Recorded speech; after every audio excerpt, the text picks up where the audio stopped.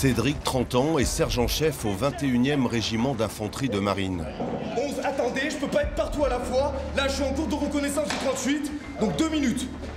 Aujourd'hui, il doit reprendre ce village tombé entre les mains des insurgés. Mais l'ennemi oppose une forte résistance. Ils sont chiants, ils arrivent à stopper la situation, ils arrivent à nous ralentir dans notre progression. Donc c'est excessivement énervant. Quand on est en combat aux zones urbaines, l'espérance depuis la Fontassin est limitée à environ 5 minutes. Pour l'emporter, ils pourront compter sur les conseils de Miguel, un soldat rompu au combat en zone urbaine en Afrique et au Moyen-Orient. C'est pas mort, alors continue la guerre. Parviendront-ils à rester en vie?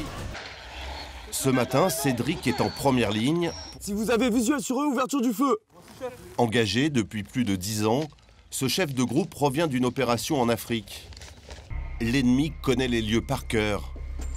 Les soldats qui attaquent doivent être vigilants. Dans bâtiment 05, actuellement j'ai 3 personnels vivants, le restant du groupe est décédé. À l'arrière des combats, dans son véhicule blindé, le capitaine Eric note les pertes subies et coordonne l'attaque de ses troupes. Ouais, Bleu Echo, est-ce que tu es en mesure de déclencher un tir là, sur ce char région sud Espagne? Pour le commandant, la situation commence à devenir préoccupante.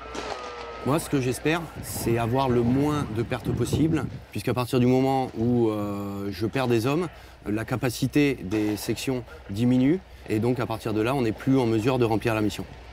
Et en face, la force des adversaires est très bien organisée. Selon les règles de l'armée française, pour remporter une bataille en zone urbaine, il faut être au minimum 6 fois plus nombreux que l'adversaire. Sans cela, l'avantage donné par le terrain est insurmontable. Malgré cette écrasante supériorité numérique, Cédric et son équipe sont mis en difficulté.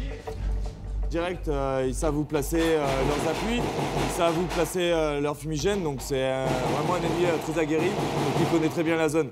D'où la difficulté pour nous de manœuvrer et de les surprendre. Ils sont battables ou pas? Ils sont battables, il n'y a personne qui est imbattable. Le truc, c'est d'arriver à retrouver l'ascendant.